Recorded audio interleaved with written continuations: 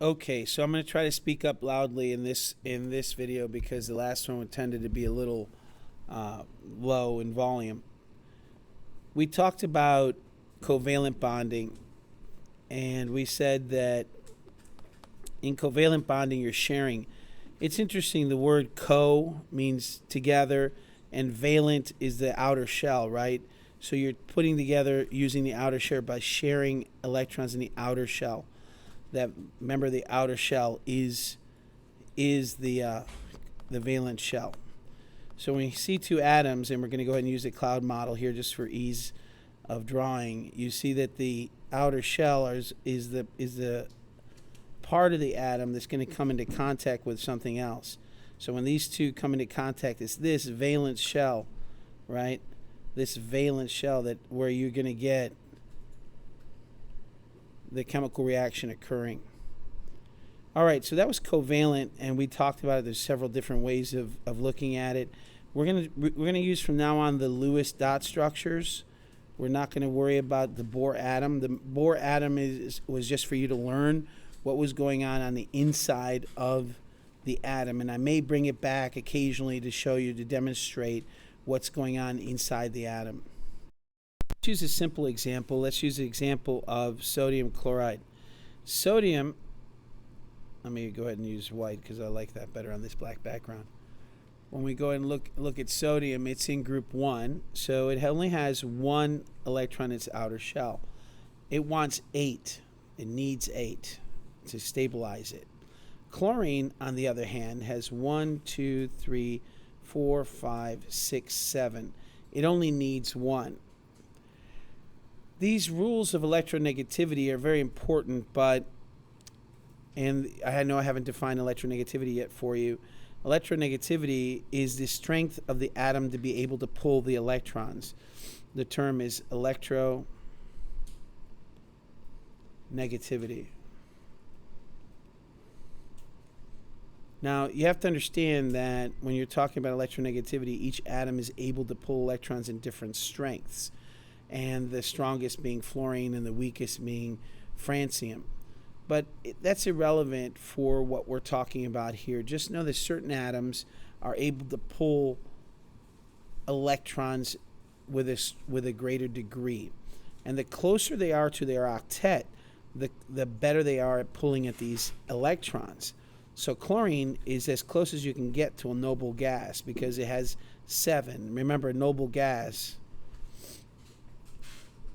has 8 electrons in its outer shell. So all the group 8, all the 8A groups of elements are noble gases. They have 8 electrons. So I'm going to use the symbol X, the variable X, and say that they are full. Their octet is full. So all noble gases have a full octet. The halogens, which are group 7, as chlorine is in group 7, if you look at your periodic table, they have 7 electrons. They're very close to noble gas. So they need to pull 1 electron from somewhere. They'd be willing to share if they have to, but they're very strong. It's very energetically favorable for them to pull the electron into this empty spot here. So sodium, as it turns out, and it's Na, not N, sodium has only 1 electron in its outer shell, but if we look at the Bohr atom, if we look at sodium's Bohr atom, sodium has 2 electrons in its first shell. Sodium has 6 electrons in its second shell. 2, 3, 4. I'm not going to draw the S and the P. I'm just going to draw all 6 in the second shell. So 6 electrons in its second shell. In its third shell, sodium has only 1 electron. Now the question is this sodium going to go ahead and get rid of this one electron easily, right? And therefore, when it gets rid of this electron, the outer shell is then what? The outer shell then becomes this energy level. Now you might ask, how does that happen? Well, think of it like peeling an onion. if you peel an onion, right, there's layers. If you peel one layer away, which is what would happen if you took away this electron here, right? If you peel the onion away, then the layer underneath, it reveals a layer underneath. Well, the revealed layer is this layer. And this layer here has a full octet. So if it gets rid of this one electron, its outer shell will be complete. Yes, it'll be positive because you're losing an electron, right? So you'll have 11 positives in the inside. There's 11 in the 11 protons in the sodium atom, right? And there's only going to be 2, 4, 6, 8, 9, 10 electrons because this is going to be gone. But when you do that, the outer shell is going to be full and it'll have a positive charge. This is the problem. These atoms have to balance these two rules, being neutral and having a full outer shell. So when this electron here gets taken by chlorine, what it forms is this Na plus, right? I'm not going to draw the electrons, but if I would draw them, it showed full outer shell. It would look like this. It would look like a noble gas.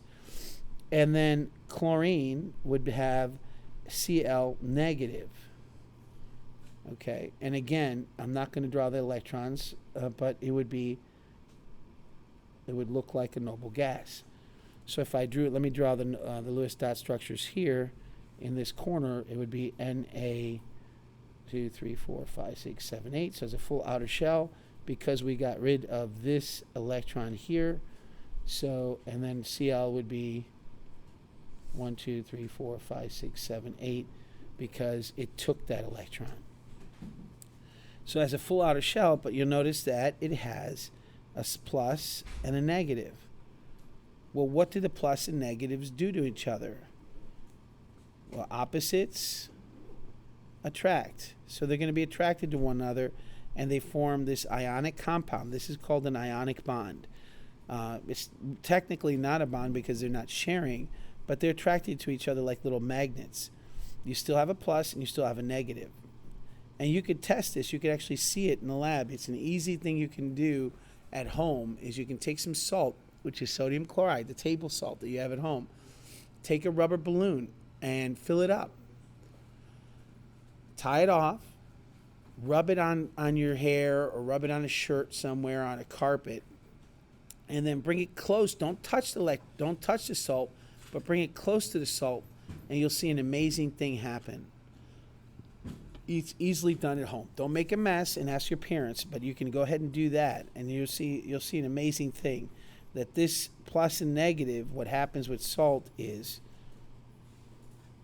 that you take and they do this salt plus, and then there's a chlorine negative, and these atoms align themselves to form a matrix, and ultimately this matrix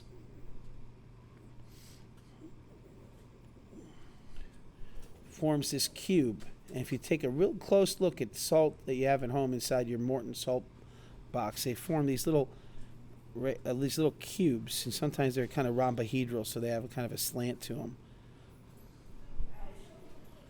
But in any case, these salt crystals actually have negative charges and positive charges all around them, and so when you bring this balloon that you have at home, that I'm sure somebody has, and you rub it, and it has these little charges on it, these little negative charges on it. That's what you're doing. You're creating static electricity, like rubbing your feet on a carpet, and you bring it close to these cubes that have these little charges, right? What's going to happen is, and you can take a look and see it to make sure that they are cubes. You can use a magnifying glass or just look real close. These cubes are literally going to jump up from the table onto the balloon and stick. And it's actually pretty cool when it happens. All right, but the bottom line is that what we're dealing with is these bonds called ionic bonds. And when do you get ionic bonds? Anytime that you take and try to combine any atom in this column, the halogen, with any atom from either one of these two columns. All right, when you make this kind of combination, these are very strong. In that thing that word that we used earlier, electronegativity. All right, they're very strong at pulling those electrons, and these over here are very weak.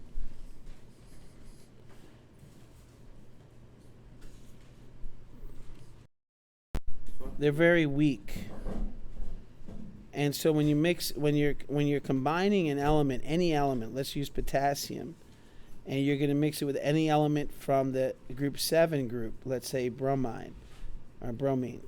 What happens is the electron gets ripped off of this one and taken by bromine, and what you end up with is potassium having a plus charge and bromine having a negative charge. It becomes bromide.